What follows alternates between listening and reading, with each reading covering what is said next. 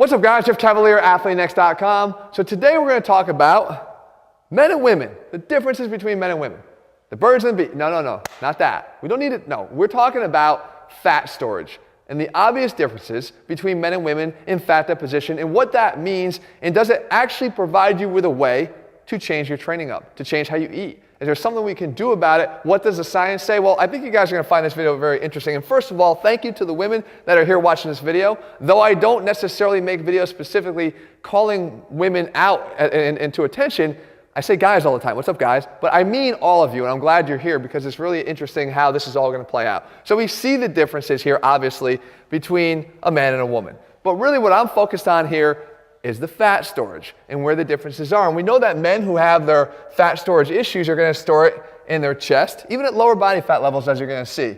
In their midsection, right in here, stubborn area, and the love handles. Again, stubborn area. Even here, I actually store some right there, believe it or not, in my lower back. So even the back when we get to that side. Where we don't have issues are here in the calves, legs, and arms, right? We tend to stay fairly fat-free in these areas, provided we're not extremely overweight, as I'll cover in a minute. And we look over here at the ladies, we have some differences. Number one, we take that leg and we look in that area, and we know that there's problems here for women. Thighs, hips, muffin top, this whole area over here, even down here, the cankle area, it's a problem, right? And women also here have a much more significant storage of fat in their arms, specifically in their triceps, that leads to these major differences in how we look when compared side to side.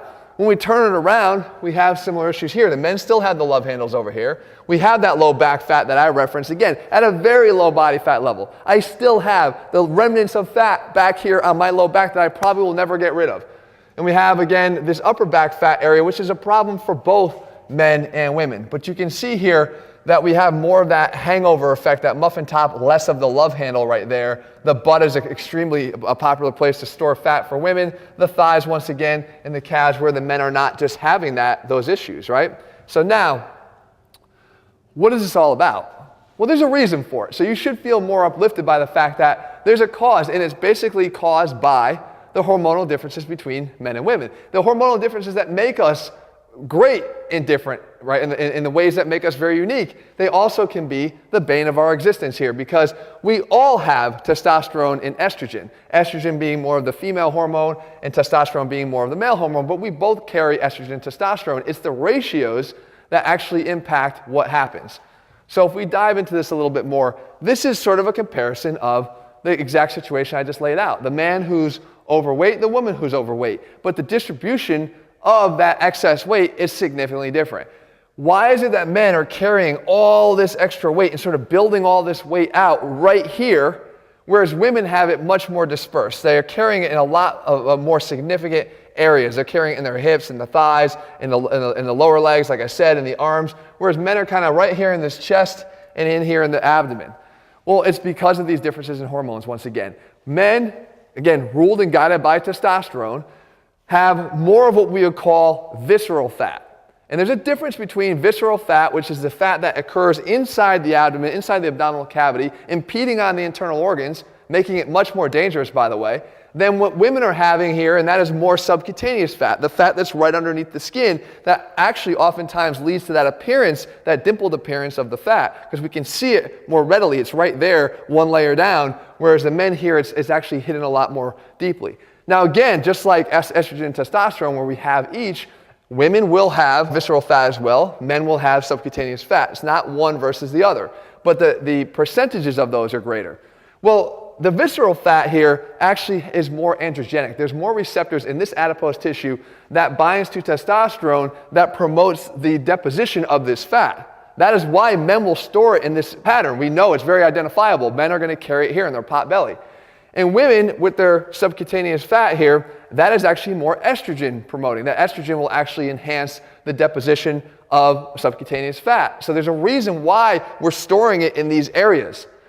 But there's more to it than this, because you look at this and you say, well, if I'm a man who's more fit, then I won't necessarily have to worry about this, right? And that's not necessarily true, because even this gentleman here who's a little bit older, even though you can start to see the outline of his six-pack, he's got less subcutaneous fat here in the way, his visceral fat deposition is still creating this problem in these areas that's causing more of a stubbornness to these areas, right?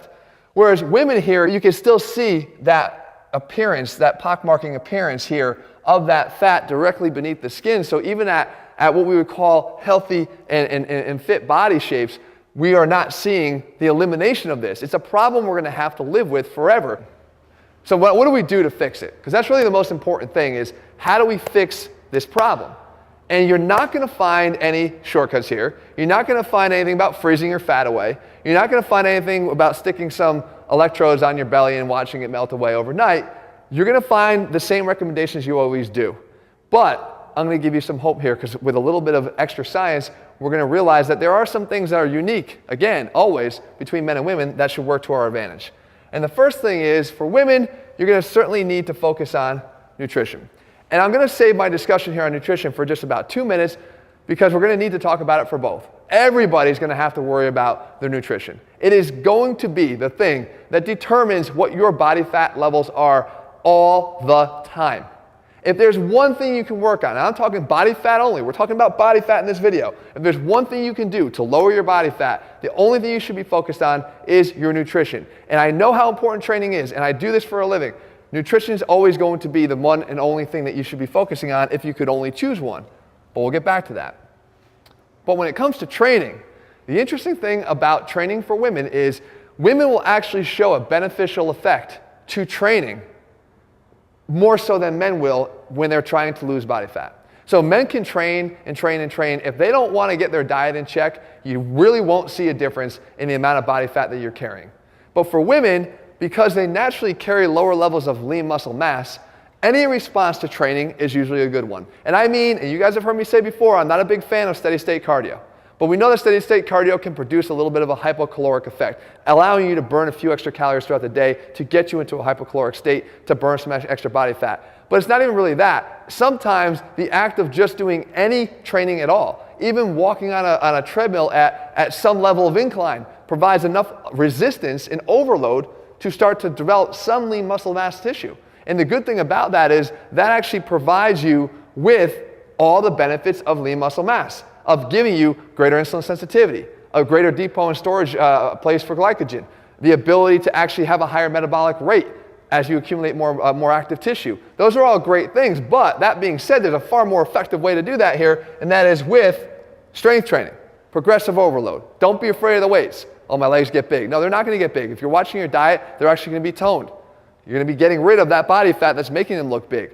So what you want to do is you want to have a three-pronged approach if you're a woman to do some steady-state cardio for that additional caloric burn, but focus the majority of your training on resistance training, strength training, weight training, and then, of course, using some high-intensity interval training as well. So the benefits here are pretty isolated for women when it comes to dropping fat. But for men, we're back into this whole idea about what's the contribution of additional exercise. And we were talking about walking on a treadmill at a low-level speed or whatever it is for an hour. Guys, you're wasting your time. You are wasting your time. And I've said this before. Are there cardiovascular benefits here? Of course. Are they going to help you long-term with your cardiovascular benefits if you're training at a high enough level? Yes. That's a known fact. Will they burn some extra calories? Yes.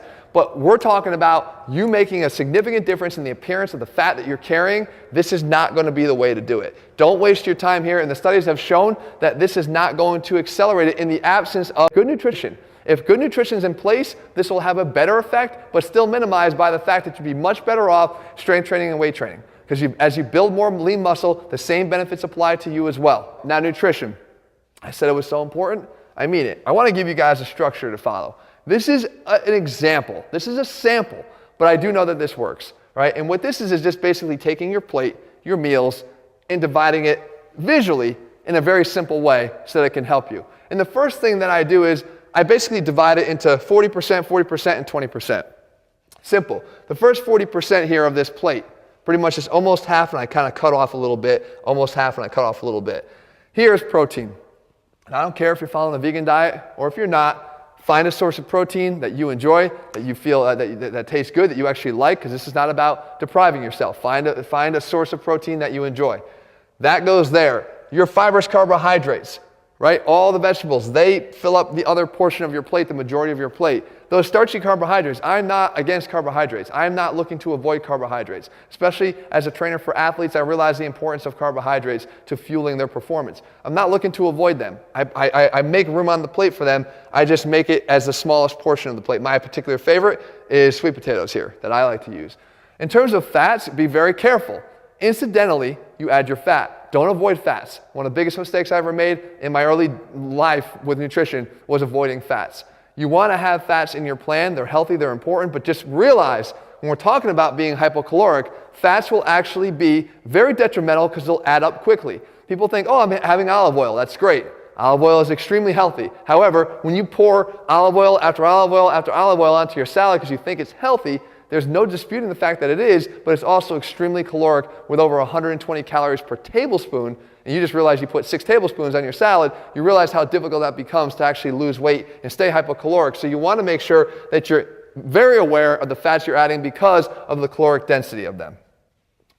Now there are some other things you can do, okay? And we know that I'm a big fan of ginger. I made a whole video on ginger. But the thing about ginger is the active compounds in ginger, namely gingerol, are actually able to help you to do a host of things, including boosting your immunity. And we know that stress hormone accumulation is another thing that can increase fat deposition for both men and women. We want to make sure that we're doing that and controlling our stress levels and recovering. And this will also, so some studies show that this will have the ability to increase testosterone levels. Not much in terms of free testosterone, but you're not looking for a humongous game changer here. It's the accumulation, guys, of doing these small things. So incorporating ginger into your diet. The next thing is grapes. And grapes here containing resveratrol, right? Resveratrol, again, we're looking at things that actually can act on estrogen, trying to control the amount of estrogen that we have in our body. Because remember, we have both, but as men become more estrogenic, you start to take on some of those more female characteristic fat distributions, and women vice versa. You have all that extra estrogen. If you can actually control some of that, that will actually help you to take on. We're not trying to get a more male fat distribution pattern because we don't want to walk around with big bellies, but what we're trying to do is shift the focus a little bit away from these deposits that are estrogen driven. Here, mushrooms, again, these now prevent the production of aromatase. So that's responsible for converting androgen to estrogen. So again, we can interfere with hormones that help this transition. So mushrooms, include them in your diet. Oysters, we've heard about oysters before. So here, zinc, it comes down to zinc. There's more zinc per serving than any other food here. Again, some testosterone boosting effects there. And then finally, cruciferous vegetables. We've all heard about how important it is to have cruciferous vegetables like cauliflower, like broccoli. These have a high levels of phytochemicals, and they're again working to block estrogen production.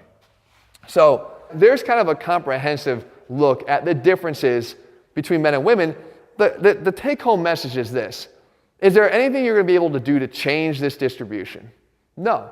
You're being driven by chemicals, right? And women, you're actually being programmed genetically for childbearing to store this fat in these areas. It's incredibly important. You were given the number one responsibility of the human species, which was to continue the species. Thank God, men were not given that responsibility because we would have been gone a long time ago. I see a reminder every day of Jesse standing right here to just know that's a fact, that we would not be good with that responsibility.